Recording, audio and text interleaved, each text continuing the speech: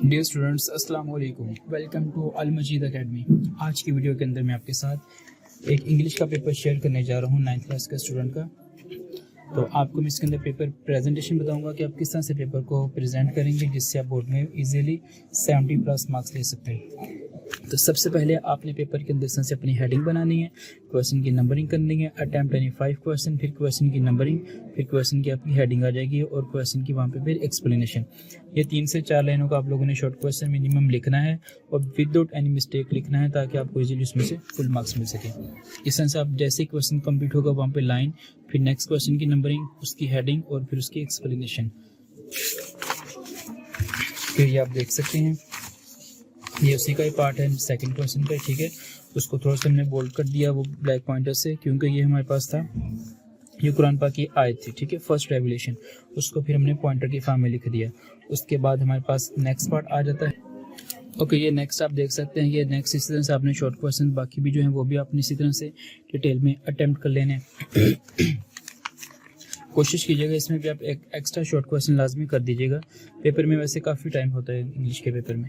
उसके बाद next part, question की नंबरिंग, फिर उसकी हेडिंग, फिर आपने 3 पैराग्राफ आप लोगों को इंग्लिश के दिए जाएंगे, आपने इसमें से कोई से 2 अटैम्प्ट करने हैं। तो जो पैराग्राफ आपको अच्छे से आते होंगे आपने उसकी वहाँ पे नंबरिंग कर देनी है। फिर कोशिश करनी पैराग्राफ के शुरू वाले वर्ड्स 2-3, फिर आपने दरमियान में उनको डॉट्स लगा देने, फिर एंड वाले वर्ड्स लिख देने वहाँ पे।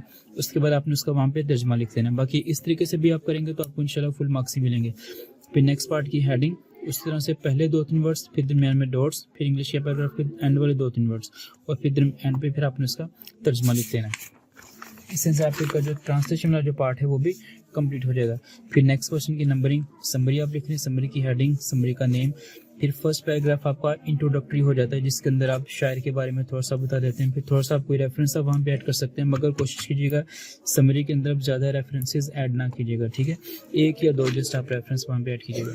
इस तरह से रेफरेंस, फिर उसकी एक्सप्लेनेशन आ जाएगी। आपने अपने वर्ड्स में उस पूरे समरी को, वो पूरे पोएम को आपने एक्सप्लेन करना होता है। फिर नेक्स्ट उसकी वो आपने बना दिया जी रेफरेंस और फिर नेक्स्ट उसकी इस तरह से एक्सप्लेनेशन आ जाएगी। इस तरह से आपने उसको 1.5 या 2 साइड का आपने समरी को कंप्लीट कर देना तो आपको इजीली उसमें से भी फुल मार्क्स मिल जाएंगे। फिर नेक्स्ट क्वेश्चन की नंबरिंग, आपने सेंटेंसेस बनाने, सेंटेंस को लिखा, उसका जुमला बना लिया। फिर इस तरह से 1 बाय 1 आपने सेंटेंसेस को लिखते गए और उनके आपने जुमले वर्ड्स को लिखते गए और उनके आपने इस तरह से जुमले बनाते जाना है। ये आप कोशिश कीजिए इसमें भी एक क्वेश्चन एक्स्ट्रा ही अटैम्प्ट कीजिएगा ताकि आपको इजीली मार्क्स मिल सकें। उसके बाद नेक्स्ट क्वेश्चन की नंबरिंग, उसकी हेडिंग बनानी है। ये ट्रांसलेट इनटू इंग्लिश है, आपने ब्लैक पॉइंटर से फिक्र उर्दू में लिख देना है और पेन से उसकी इंग्लिश बनाते जाना। इस तरह से आप लोगों ने ये फिक्रे बनाते जाना। ये भी बहुत ही इजी फिक्रे आते होते हैं। मैं आपको गेस्ट पेपर सेंड करूँगा इंग्लिश का, इंशाल्लाह उसमें से आप मैक्सिमम ये भी फिक्रे भी आपके कवर हो जाएंगे।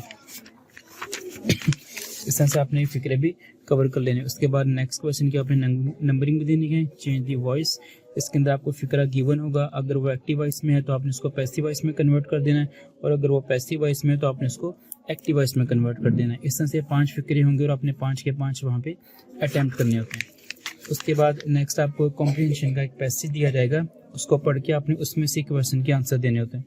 तो उसको आपने 2 से 3 मरतबा पढ़ना है। पढ़ने के बाद आपने क्वेश्चन की हेडिंग और उसका आंसर, सारे के सारे ऑलमोस्ट क्वेश्चन उसके अंदर ही उनके आंसर्स होते हैं सारे क्वेश्चंस के। तो आपने उसको अच्छे से सोच समझ के पढ़ना है तो आपको इंशाल्लाह सारे क्वेश्चन के आंसर्स उसी में से ही मिल जाएंगे। तो इस तरह से आपने वो क्वेश्चन भी अटेम्प्ट करें तो इंशाल्लाह आपको उसमें से भी फुल मार्क्स मिल जाएंगे। उसके बाद वेरी इंपॉर्टेंट पार्ट आपका लास्ट क्वेश्चन लेटर का आ जाता है। आपने इस तरह से लेटर को बोल्ड करके, जो एग्जामिनेशन हॉल सिटी है 20 उसको से बोल्ड करके लिखना है।